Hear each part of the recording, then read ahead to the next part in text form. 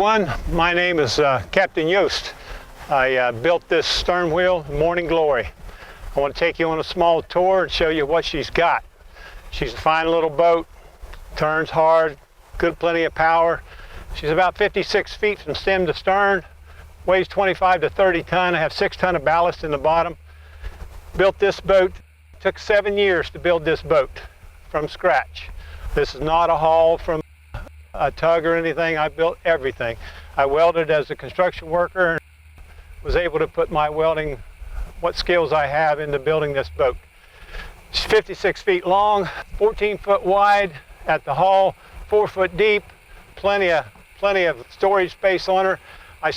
After 7 years building this boat, we've had a lot of fun with it. We've taken people along up and down the river, take the kids out and run them underneath the bridge down south, and they've had a lot of fun. So we've had a lot of fun, a lot of family reunions, things like that. We just bought a new house and I'm ready to move on, do some other things. At my age, I got to get them done when I can. So I'm going to take you on this little tour and let you know what she has. Okay, this is the engine room. Inside here we've got a 4BT Cummins diesel, 112 horsepower, all kinds of power. I've got backup batteries, 25-gallon day tank. You can see a little bit more of that maybe later. Right now, this is the wheel. This is a 10-foot tall wheel, 8 feet wide. Nothing's made for speed on this boat. It's just made for being solid, made to be solid. We run Babbitt bearings. That's what these are. I like the Babbitt because they'll never lock up like a regular bearing would lock up. I've got coolers on here that's got cooler tubes on top of the wheel, and they bring water up and dump it along for the radiator. The water and the transmission keeps that all cool. I even have backup pumps for that. If you're sitting still along the bank somewhere and the wheel's not turning, you can use those backups. So that's all taken. Everything's pretty much got a second, something in line to take over if something does happen to it. We've got the rudder in the back, you can see, is pulled up. We had some problems with, if you get a lot of ice or you get wood jams, they'll mess with your rudder. So we decided to make this a retractable rudder. You can see it's in the upside now. Typically I go up here on top and there's a hoist up there that I can let that rudder down, disconnect it, run it. When I get done, come back, pull the rudder up out of the water, and ice, wood, logs don't bother it at all. So that was a good thing to have. You can see the cables here. Like I said, I didn't want hydraulics. I wanted to be manual. I wanted to be like the old time boats were, and I think I've achieved that. I've got a swing away door here. I wanted a wide door, but I didn't have the room with the amount of walkway that I've got. So this is a folding door. On the other side, I've got a sliding door, opens completely up on the other side, so I can get into all the mechanics of the inside. What you can see here, this is a spuds. This is probably one of the 2 best things on this boat is the spuds. Those are 6x6 solid with H-beam piercing at the bottom. They run 12 feet, and if I drop them all the way down, we can get down into the mud. I can go under the hull 8 feet below the hull. So if I pull up along a bank somewhere, all I have to do is drop these in the mud. I've got them on all 4 corners, and you don't have to worry about tying off. The boat will just raise and lower on these spuds, which is really a great idea. Now I run the back 2 manually back here. The wife will run those. The front 2 I run from the Wheelhouse. They all run off of 12-volt batteries on the inside. These are the hoists. I love these. These are probably the second best thing we have on. The other thing is the solar panels I have up on top. I have an array of solar panels. They feed into the batteries here in the engine room, and they are on pure sine inverter. The regular inverters aren't good for electrical appliances, so you have to have a pure sine 3,500 watt pure sine inverter. And that'll run everything inside the boat. We lived on here for about 6 weeks. I have 2 batteries in there now. I added about 4 more batteries. It took care of everything we needed during the day and night. So that pretty much takes care of that. Have this 3,500 watt generator inside. So if the batteries run out on the solar panels, the generator will take over. Okay, we're looking at the bow of the boat. Here's the 16-foot plank I was telling you about. This is where my wife cooks most of the time. We have an oven on our stovetop on the inside, but she likes to cook out here. The boat is 14 feet wide, not counting the walkways on both sides. So you're looking at about 17, 18 feet total up here. The hull, like I said, was 47 inches deep. I wanted to make sure I had plenty of room to work down inside. So I made it deep enough that I can get down in there and work. The hull is a 1/4 inch steel all the way around, and even the deck, not counting the deck out here, but even on the inside, it's steel. Now I've got wood bamboo flooring over that with 2 inches of foam underneath of that, but if we'd ever happen to get a wash, it's not going to get down inside like most of the wooden ones. We've got about 24 inches in the water. We're running about 23 inches of freeboard, which is more than enough freeboard. I've got 5 tons of ballast in the bottom. Keeps her nice and level and down into the water nice and deep. We've got 4 watertight compartments. I have 3 bulkheads. This is the first compartment right here. This is basically the compartment that I use to store. I've got ropes, hundreds of foot of rope, electric, chain falls, come-alongs, cables. We've got just about all the odds and ends that you would need are down in here. We've got more clamps, you name it in there. I have extra water pumps. Just about everything is being backed up somewhere on this boat. Like I said, we've got 4 watertight compartments, 3 bulkheads. In second compartment is where we have the 200 gallons of water storage. We have 200 or 145 gallon diesel tank in that one. We have the air compressor is in there. We control it from upstairs.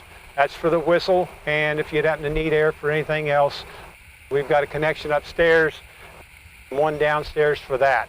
You have the extra air capacity storage in there besides the tank itself. That's the second compartment. Third compartment, we have the backup diesel tank. It's a 100 gallon. I've never used it, but it's ready to go. If you wanted to put 145 here, 100 gallon in the back, talking 245 gallons total. Last compartment would be it's just a completely open. That's in the very, very back. There's nothing in there. I don't store anything in there. We've got enough weight on the back that I had to put ballast out front, so I wanted to keep that kind of light in the tail end.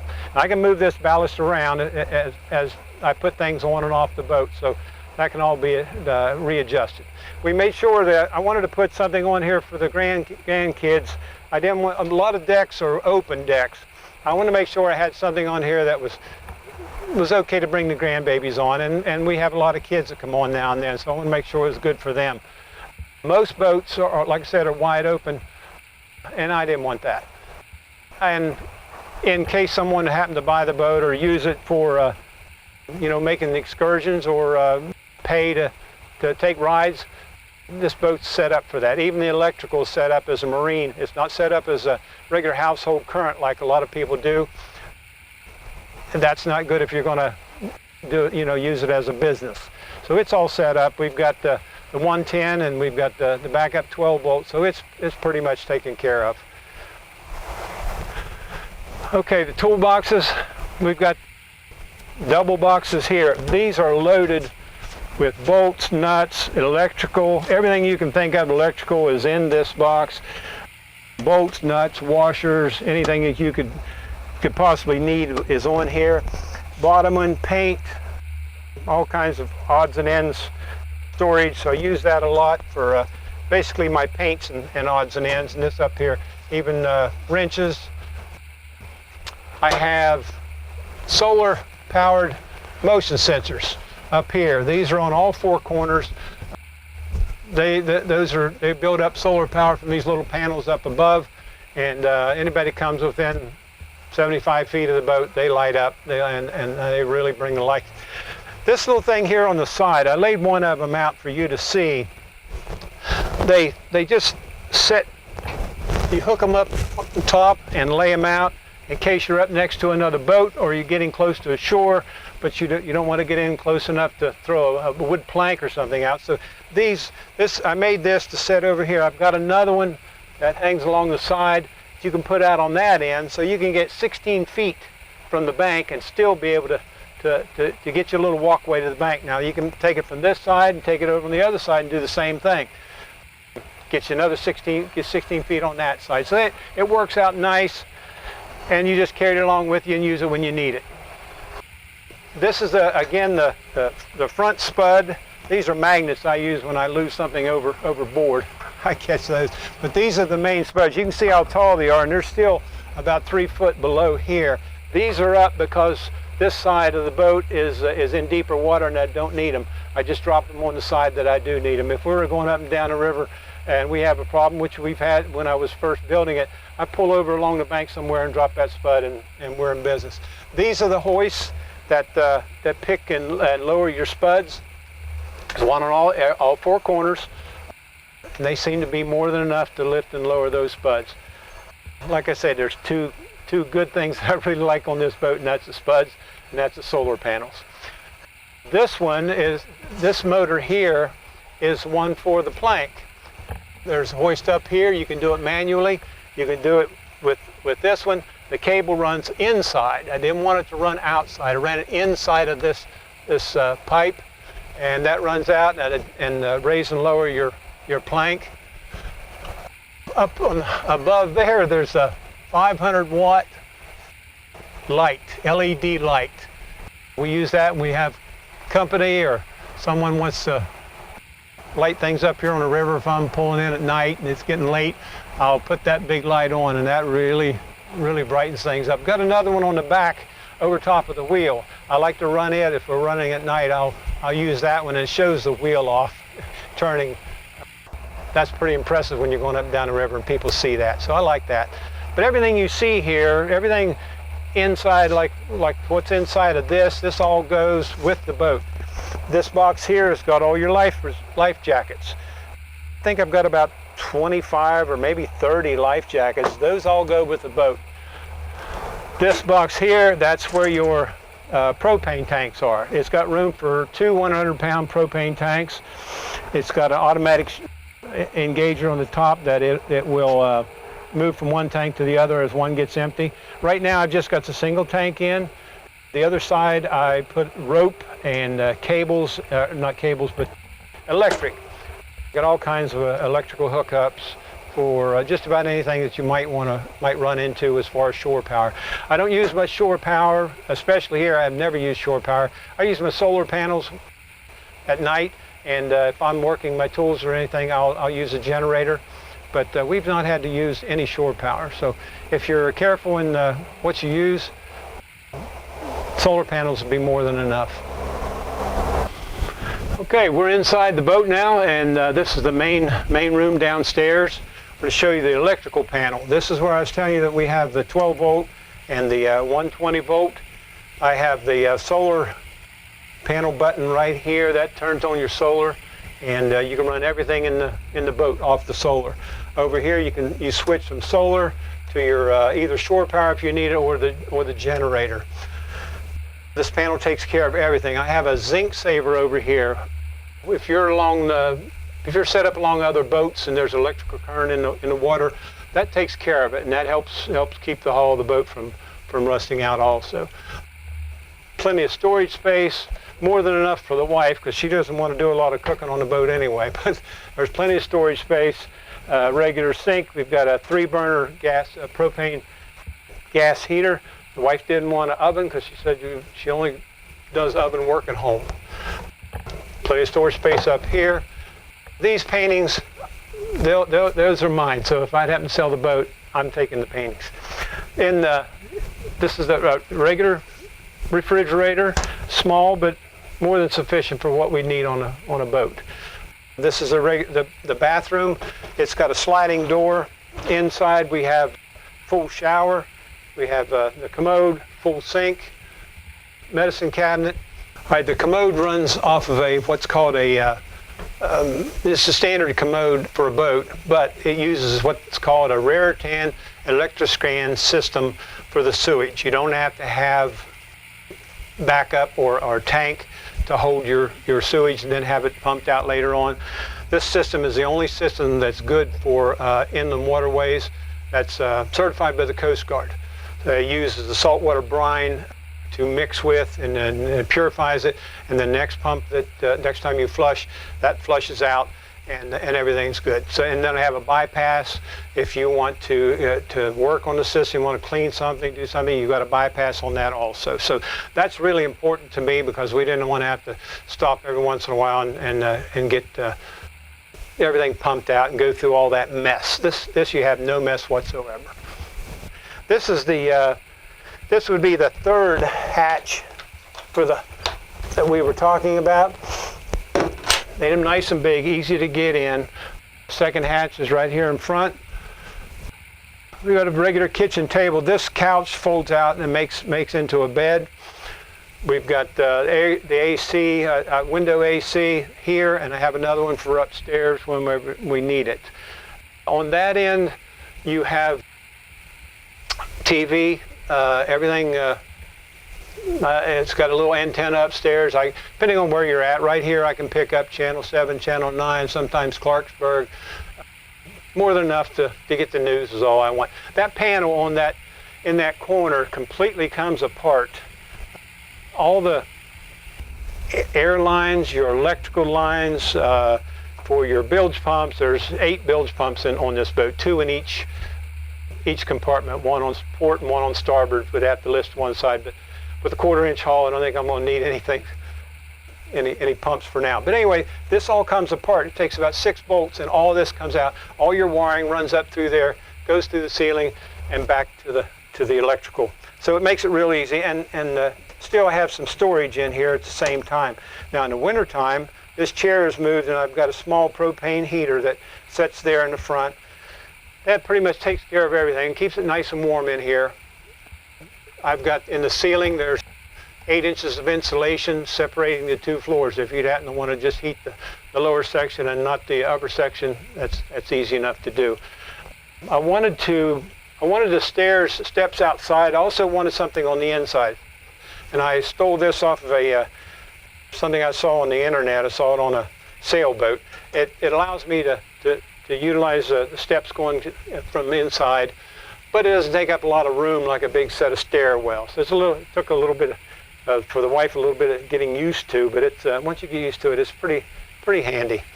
Okay, we're now on the upper deck of the stern wheel. This is just a door going out back. This is a nice deck out back to set on. Most people that come aboard want to set out there, so that's always a good spot. We've got a small closet here. We have more life preservers, life jackets in here. Sometimes we have as many as 25 or 30 people in here, and we always make sure we have plenty of life jackets. So well equipped for that. We've got another TV, DVD player. The bed is a queen size bed with a foam mattress. I sleep better on this than I do at the house. I don't know whether it's a mattress or it's a little bit of rocking every once in a while when the boats come by. We have a little storage underneath. I wanted to leave this up here looking more like an old ship, and I think we've accomplished that. We have a bay that runs down through the center here, a lot of your electrical supply. So if you need in that electrical supply, all you have to do is take these little screws out, and you can get into that anywhere you need. And then up front is where the brains of the boat is. All right, we're in the wheelhouse now, where everything takes place. This is the main panel. All of these are the 8 bilge pumps I was telling you about. 1 port, 1 starboard in each compartment. All these gauges up here, you get water temperature, transmission temperature, oil, fuel amount, oil pressure, the voltage in your batteries. All these switches here that runs your spuds, your running lights, your horn. There's just loads of them. I've had multiple types of switches in, and this switch is the best switch I've been able to find. It's for a racing car, but it works perfect for the boat. We've got a counter. This is where I take care of the plank out front, and these two switches are the ones for the spuds that I was telling you about. I wanted to make sure that we could get to everything, so I hinged this, and all the wiring is underneath. Everything you need is right there. This is the chain that goes down and runs the steering in the back. But this is one of the better things too, being able to get to everything without having to open doors and getting back inside. The wheel will slide right off. These two doors come off at the same time, so if you do need to get in there for anything, it's accessible too. This is the line that does the air horn. I told you about a compressor being downstairs. This is how I use it for the horn. This is not the best horn. I made this. I'm not real happy with it. I think it might have to be changed out. I need more of a manly horn. This shows the air pressure in our tank right now. I try to keep it at running about 40 pounds. That's more than enough. Any more than that, and that'll blow the horn up. All of these are your floodlights I was telling you about. Your stern floodlight, your bow floodlight. It's a compressor if you want to pump it back up. This is lower deck lights. Then we drop down here. This is from the radio up here, stereo system, whatever you want to call it, a DVD player. All these switches are where you want it to play. If you want it just in a wheelhouse, or down in the head, or the engine room, flip these switches and that turns them on for you, or turns them off. I turn them off during the daytime when the wife's here inside, and turn them wide open when I'm up here by myself. We've got we have two radios. I've got one handheld and one standard up here. That's you have to have you're supposed to have two. I tend to use the small handheld more than anything else. I have an extra speaker outside that if someone's out on the front deck, I can hail them from this. That's separate from anything else. This is a standard one up here. So double up on that. I've got of course, the speed and the gears. I usually only run the reverse and neutral and low. That's just about it. The motor doesn't run very hard. I only run about 1100 RPMs full out, and that gives me about 12 RPMs on the wheel, which is about as good a speed as you're going to want to go. Usually top it off at about 5. I can run it about 8 if I want to, but I don't like running that hard, so we'll stay at about 8. This is my co-pilot. When we're going down the river and I get bored, I'll get in a straight stretch and put on my co-pilot and let him take care of it until we get to the next bend. Works out pretty good for me. All your electrical supplies and everything runs inside here. That's the horn that I was telling you about. We have first aid kits inside this little cabinet down below. I keep there's a book on every part of that motor in the back. Your emergency fuses, flares are in there. Storage up here, same thing. I don't really use it a whole lot for storage. I have electrical connections up here. The horn usually runs through that. Same thing on this side. You can see where the wiring is. So I don't use it a whole lot for storage. I use it for more or less odds and ends for the boat. I keep some things up on top, paperwork. Over here, I keep our chart book. You have to have the chart book and have it wherever you're at on the river. I keep that. I keep a notepad to show where we're at. This is a weather station that's up above. Tells you the barometer and possible storms coming, wind, things like that. This is the GPS. I forgot to tell you. This is the GPS. It tells you, it keeps track of where you've been. If you want to go back to some place you've been, you can jot that in. You can pull the card out of the side, take it home, view it on your home computer. This is really nice. It's got depth finder in it. I have a regular depth finder here, but I found that this one works a lot better. So I really don't use that. I could probably do away with that out front. And this one is more precise.